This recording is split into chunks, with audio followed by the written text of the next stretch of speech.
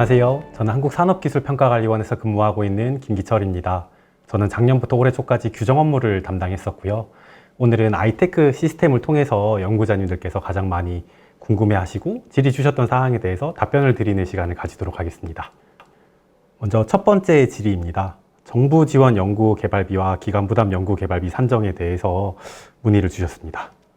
네, 산업기술 R&D의 경우에는 기업의 실질적인 자부담 강화를 통해서 과제가 끝나고 난 이후에 해당 과제가 단순히 연구로서 끝나지 않고 사업화가 가능할 수 있도록 유도하기 위해서 그 정부 지원 연구개발비의 부담 기준과 기관 부담 연구개발비에 대한 매칭 기준이 설계되어 있습니다. 여기서 이제 말하는 정부 지원 연구개발비라고 하는 것은 그 정부로부터, 전문기관으로부터 실제로 연구자님들께서 교부받는 금액을 의미하게 되고요.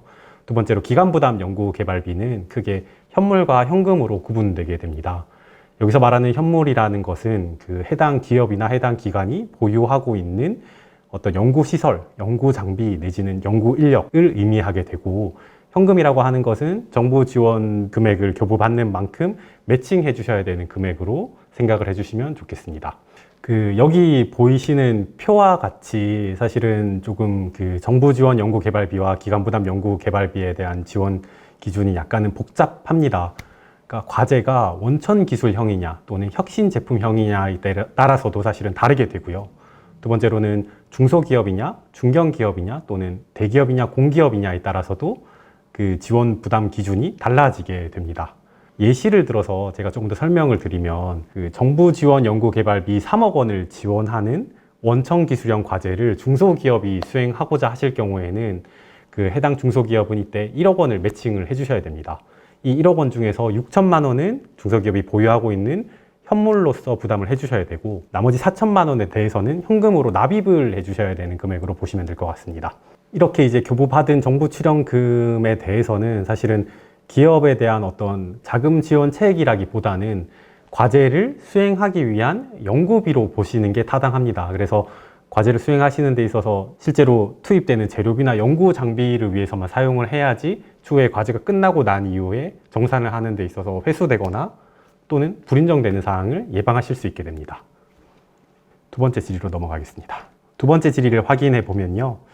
과제 수행 중 기업의 유형이 변경된다며 연구개발비를 기존대로 할 수 있는지 또는 재산정해야 되는지에 대해서 문의를 주셨습니다. 그 산업기술 R&D의 경우에는 평균적인 지원 기간이 대개 3년에서 5년으로 길다 보니까 과제를 수행하다가 해당 기업의 유형이 변경되실 수가 있습니다.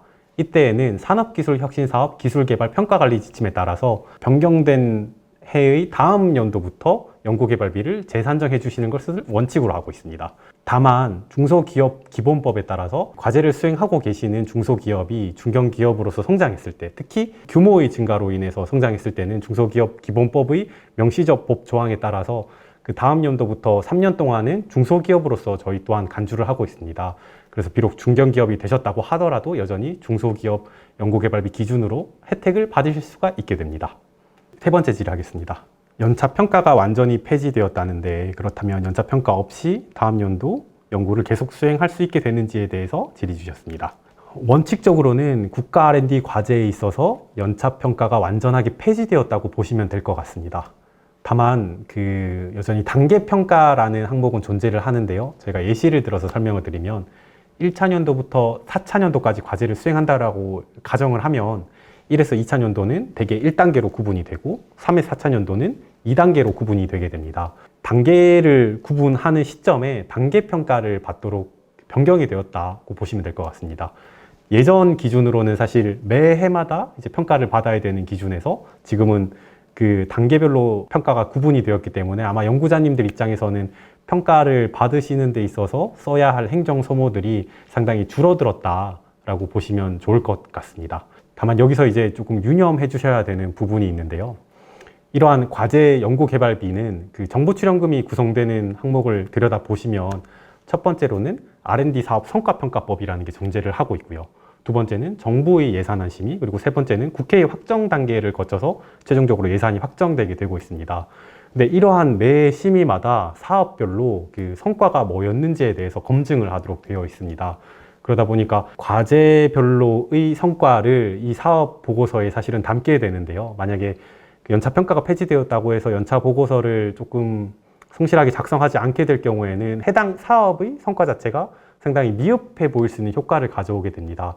그것은 결국에는 연구자님들에게 다시 또 손해가 가게 되면서 결국에는 과제비가 삭감되는 경향이 있는데요. 그래서 연차 보고서는 여전히 제출을 해주셔야 되기 때문에 연차 보고서를 작성하실 때 해당 연구 개발 과제의 성과를 충실하게 잘 작성해 주시기를 저희가 부탁드리고 있습니다. 반대로 만약에 연차 보고서에 대한 성과가 상당히 잘 드러나 있고 해당 사업이 해당 연차 보고서를 토대로 잘 작성이 되었을 때는 이 과제비가 증액되는 또 다른 효과가 있기도 하거든요. 그래서 연구를 성실히 수행하시면서 연차 보고서 또한 성실하게 작성해 주시기를 권고드리겠습니다.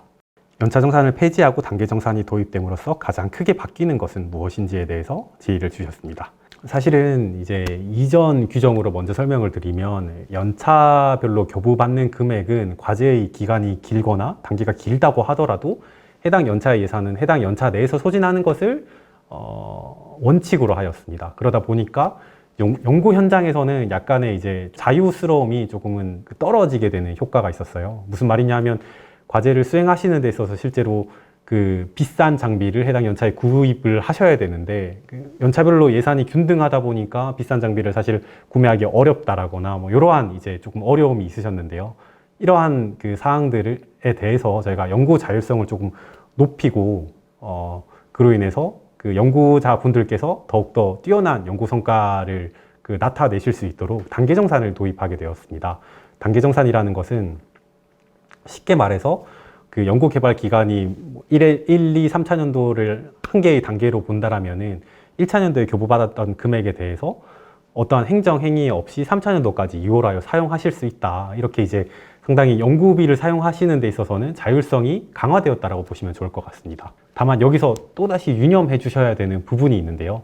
아까 이제 말씀드렸던 사항과 동일한데 이러한 연구 개발비는 결국에는 그 여러 가지 절차를 통해서 확정받아서 연구비가 교부되도록 되어 있습니다. 그러다 보니까 이러한 해당 절차 중에 연구비를 실제로 집행한 금액이 얼마인지를 뭐 국회나 다른 상급기관에서 요구를 하게 되는데요.